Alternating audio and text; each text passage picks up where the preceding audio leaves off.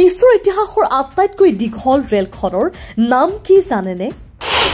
বিশ্বৰ আটাইতকৈ দীঘল ৰেলখনৰ দৈৰ্ঘ্য শুনিলে আচৰিত হ'ব আপুনি। পিছে ক'ত আছে বিশ্বৰ ইতিহাসৰ আটাইতকৈ দীঘল ৰেলখন, য'ত আপুনি ভ্ৰমণ কৰিলে আপোনাৰ জীৱন পেলাবলগীয়া হ'ব পাৰে বিপদত? পৃথিৱীৰ বহুতো দেশৰ ৰেলৰ যাত্ৰা সম্প্ৰতি সকলোৰে বাবে অতি প্ৰয়োজনীয় অংশ হৈ পৰিছে। এনে প্ৰেক্ষাপটত বহু ট্ৰেইনে আপোনাক এটা সুন্দৰ যাত্ৰা দিয়াৰ বিপৰীতে কিছুমানে আনকি আপোনাক আটাইতকৈ ভয়াৱহ অভিজ্ঞতা দিছে।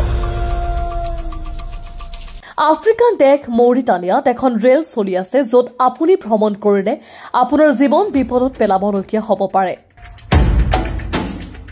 এই প্ৰকাৰৰ ৰেলত মালবাহী ৰেলো অন্তৰ্ভুক্ত থাকে, য'ত যাত্ৰা কৰা সহজ নহয়।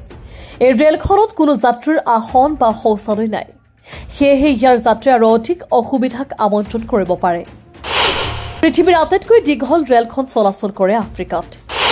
পৃথিৱীৰ আটাইতকৈ দীঘল ৰেলখনৰ চলাচল আৰম্ভ হৈছিল 1963 চনত।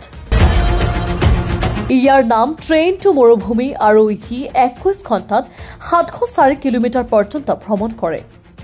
সাহাৰা মৰুভূমিৰ মাজেৰে যোৱা এই ৰেলখনৰ দৈৰ্ঘ্য প্ৰায় 2 কিলোমিটাৰ। 200তকৈও অধিক ডবা থকা পৃথিৱীৰ আটাইতকৈ দীঘল ৰেলখনত যাত্ৰীসকলৰ বাবে এটা ডবা আছে।